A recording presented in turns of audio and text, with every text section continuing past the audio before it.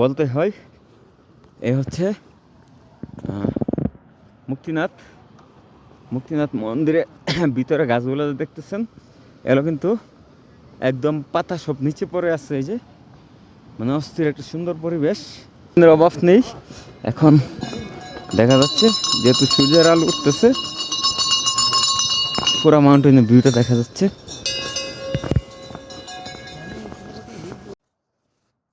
মুক্তিনাথে ওনারা উঠতে কষ্ট হচ্ছে, তাই হচ্ছে লোকজন দিয়ে। আসসালামু আলাইকুম বন্ধুরা, আছি এখন মুক্তিনাথ হোটেল থেকে এই ভিউটা পাচ্ছি। এই যে কল্পনা করা যায় না, এই সকালবেলা এই ভিউটা দেখবো, ঘুম থেকে এই ভিউটা পেলাম। এই দেখেন, মারহাবা, মানে আসলে আল্লাহ তাআলার সৃষ্টি, এসে দেখতে হবে। এই দেখেন, এই যে স্নোফলে পুরো পর্বতগুলা ঢেকে গেছে, আর আমরা আছি যেই জায়গাতে, এটা হচ্ছে মুক্তিনাথ। এই যে, তো এখানে একটা চূড়া দেখতেছেন ঢেকে গেছে। আজকে আসি হচ্ছে মুক্তিনাথ আমাদের হোটেল রুম থেকে। আমরা এখন ছাদে আছি, রুম থেকেও দেখা যাচ্ছে, ছাদের থেকেও দেখা যাচ্ছে। এই যে এই ভিউ, তো টোটালি অসাম। একদম পর্বতের মাঝখানে আছি আমরা, একটা ভ্যালিতে আছি। তো এটা হচ্ছে আরেকটা পর্বত, একদম এইখানে দেখেন। এই যে এটা কিন্তু একটা চূড়া, এটা একটা চূড়া। এই যে একটা চূড়া দেখা যাচ্ছে স্পষ্টভাবে। আর এই রেঞ্জের সর্বোচ্চ চূড়া যেটা, এটা হলো এই যে এখানে, এই যে এই চূড়াটা, এটা দেখা যাচ্ছে। এই যে, তো আল্লাহ তাআলা নিশ্চয়কে দেখাইলো এগুলা। আচ্ছা, এই রেঞ্জে কিন্তু এখানে আরেকটা চূড়া আছে পিছনে, তো এগুলো খালি চোখে আমরা দেখতেছি। আলহামদুলিল্লাহ, এই দেখেন চমৎকার একটি ভিউ, চমৎকার একটি ভিউ। তো এখানে যেটা হচ্ছে যে সূর্যের আলো পড়ে, এটা হচ্ছে অন্যরকম লাগতেছে, সেই লাগতেছে সেই। তো এখানে টেম্পারেচার হচ্ছে -2 বা 3 ডিগ্রি, হাতটাতে একদম কাঁপাকাঁপি হয়ে গেছে। কিন্তু তারপরে হচ্ছে একটু ভিডিও করার জন্য বের হয়েছি রুম থেকে বের হয় অসম্ভব এরকম ঠান্ডা, ঠান্ডায় গলা বসে গেছে। বন্ধুরা, এই যে চূড়াটা দেখা যাচ্ছে, অন্নপূর্ণার চূড়া। এটা হচ্ছে আরেকটা রেঞ্জ অন্নপূর্ণা প্রায় 5টা রেঞ্জ আছে। তো আমরা হচ্ছে হোটেল রুম থেকে বসে, হোটেলের ছাদে থেকে, মানে রুম থেকে দেখা যাচ্ছে, কিন্তু আমি ছাদে উঠে গেলাম। ছাদে থেকে এই রেঞ্জটা দেখা যাচ্ছে পুরা ক্লিয়ার, একদম ক্লিয়ার। এই যে সূর্যের আলো পড়তেছে, এদিকটা দেখেন, এখানে একটা চূড়া আছে। আচ্ছা, এটা হচ্ছে আরেকটা, এই দেখেন, জাস্ট এটা অসাম।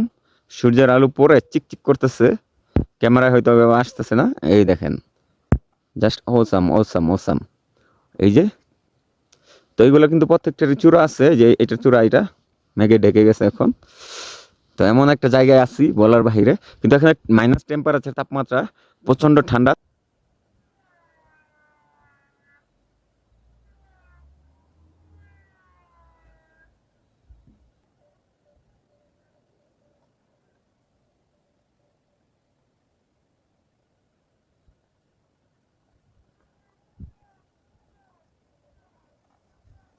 তো বন্ধুরা, এখন মুক্তিনাথ টেম্পেলে ঢুকতেছি।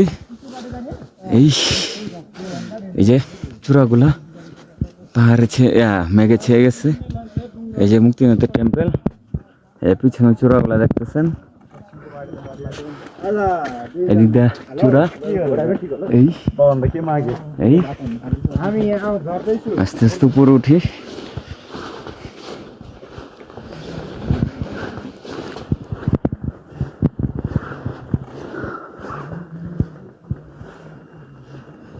উপরে ওঠাও কষ্টের।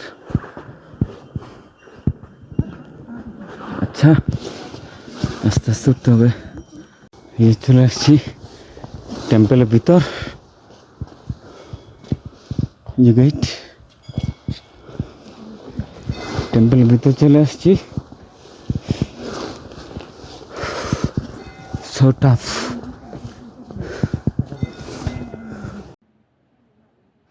এটা অন্যরকম পরিবেশ। নেপালের বিখ্যাত তীর্থস্থান মুক্তিনাথ মন্দির হিন্দু ও বৌদ্ধ এই দুই ধর্মের কাছে অত্যন্ত পবিত্র। এটি নেপালের মুস্তাং অঞ্চলে সমুদ্রপৃষ্ঠ থেকে প্রায় 3710 মিটার উচ্চতায় অবস্থিত। এখানে প্রকৃতি, আধ্যাত্মিকতা আর রহস্য সবকিছু একসাথে মিশে আছে। মুক্তিনাথ হিমালয়ের কূলে অবস্থিত। চারপাশে দেখা যায় বিশাল পর্বতশ্রেণী, বিশেষ করে অন্নপূর্ণা পর্বতশ্রেণী এবং ধওলাগিরি পর্বতশ্রেণী। এখানে আবহাওয়া অত্যন্ত শুষ্ক ও অত্যন্ত ঠান্ডা। আমরা যখন ছিলাম তখন টেম্পারেচার পেয়েছি -6 ডিগ্রি পর্যন্ত সকালবেলা। এই অঞ্চলকে বলা হয় রেইন শ্যাডো এরিয়া। এখানে গাছপালা খুব কম, তবে জুনিপার ও ছোট ছোট জুপ জাতীয় উদ্ভিদ দেখা যায়। পাহাড়গুলো ধূসর ও লালচে এবং খাড়া, একটি ভিন্নধর্মী মরুভূমির মতো অনুভূতি দেয়। আর এখানে মূলত স্নান করলে বা 108টি জলধারার পানি দ্বারা স্নান করলে আপনি মুক্তি লাভ পাবেন। তাছাড়া এখানে দুটি ছোট ছোট কূপ আছে। এই কূপ দুটিতেও আপনাকে দম না টেনে একদমে স্নান করতে হবে। 108টি ঝর্ণা বা জলধারা রহস্য। মন্দির প্রাঙ্গণে 108টি পাথরের মুখ বা মুখ দিয়ে পানি পড়ে, যাকে মুক্তিধারা বলা হয়। এই পানির উৎস হচ্ছে হিমালয়ের বরফ গলে তৈরি ভূগর্ভস্থ জলধারা। পাহাড়ের ভিতর দিয়ে চাপের কারণে পানি এই 108টি জলধারার নির্দিষ্ট মুখ দিয়ে বের হয়। 108টি ঝর্ণার নিচে গোসল করলে পাপ মোচন হয়। 108 সংখ্যাটি হিন্দু ধর্মে পবিত্র বা জপমালার ধানা 108টি। অগ্নি ও জল একসাথে, চমকপ্রদ ঘটনা এখানে ঘটে। মুক্তিনাথের কাছে জ্বালা মাই মন্দির নামে একটি জায়গা আছে। এখানে প্রাকৃতিকভাবে পানির মাঝখান থেকে আগুন জ্বলতে দেখা যায়, কারণ মাটির নিচে থাকা প্রাকৃতিক গ্যাস মিথেন বের হয়ে আগুন তৈরি করে। এই ঘটনাকে হিন্দুরা পঞ্চতত্ত্বের মিলন, যেমন পানি, আগুন, মাটি, বায়ু, আকাশ, এই 5টি বা পঞ্চতন্ত্রের মিলন হিসেবে আখ্যায়িত করে।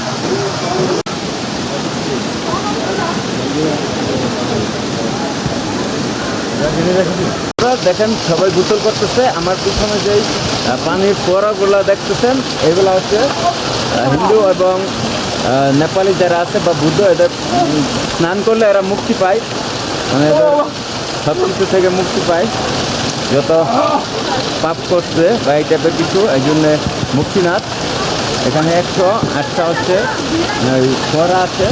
আর পিছনে বিশাল বড় এই পর্বত, আর এদিক দিয়ে হচ্ছে একটা মন্দির আছে। এই যে, তো এখানে ওঠা কিন্তু সো টাফ, মানে বলার বাহিরে।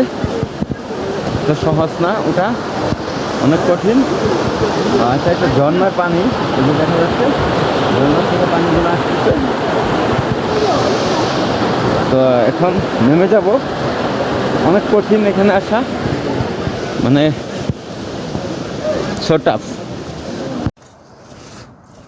মুক্তিনাথে ওনারা উঠতে কষ্ট হচ্ছে, তাই হচ্ছে লোকজন দিয়ে এভাবে উঠতেছে। সো টাফ ওঠা রাস্তা রুট।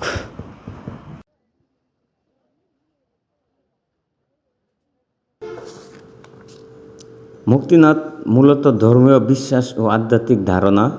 মুক্তিনাথ মানে মুক্তির স্থান, মোক্ষ লাভের জায়গা। হিন্দুদের মতে এখানে বিষ্ণু বিরাজমান। বিশ্বাস করা হয় এখানে স্নান করলে জন্ম মৃত্যুর চক্র থেকে মুক্তি পাওয়া যায়, পাপ ধুয়ে যায়, কারণ এটি একটি শক্তিশালী তীর্থস্থান। বুদ্ধদের কাছেও এটি গুরুত্বপূর্ণ। তারা একে চুমিক গেৎসা 100 ওয়াটার্স বলে। তারাও বিশ্বাস করে এখানে গোসল করলে অথবা স্নান করলে মুক্তি লাভ হয়। উচ্চতার কারণে বড় গাছপালা এখানে খুবই কম। ওয়েলকাম টু দ্য নিচের দিকে নামলে সবুজ পিলগ্রিমস বনভূমি এন্ড ও নদী দেখা টুরিস্ট যায়। বুদ্ধ গার্ডেন।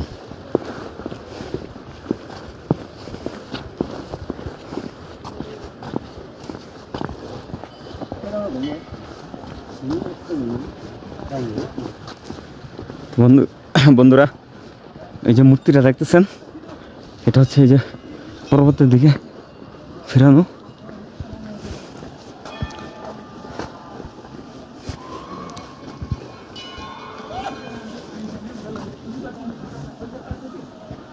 এই যে মূর্তি আর এই পর্বত। বন্ধুরা, একটা জিনিস বলতে হয়, এই হচ্ছে মুক্তিনাথ মন্দিরে ভিতরে গাছগুলো দেখতেছেন, এগুলো কিন্তু একদম পাতা সব নিচে পড়ে আছে। এই যে মানে অস্থির একটা সুন্দর পরিবেশ, সবগুলা পাতা নিচে পড়ে আছে। মানে গাছগুলো দেখে মনে হচ্ছে গাছগুলো মৃত, আসলে কিন্তু তা না, গাছগুলো কিন্তু মৃত না।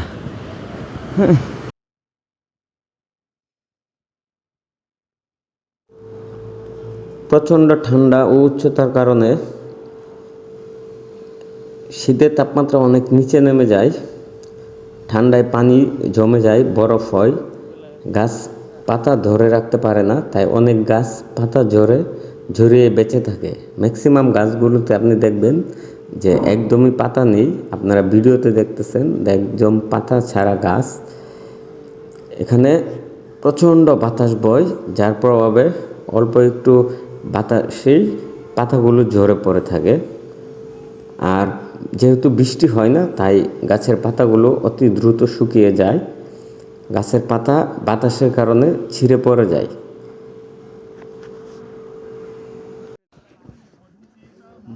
উঠতে পারে না। মুক্তিনাথ এটি একটি মন্দির না, এটি একটি আধ্যাত্মিক মুক্তির প্রতীক, প্রাকৃতিক বিস্ময়ের জায়গা, হিমালয়ের এক রহস্যময় তীর্থস্থান।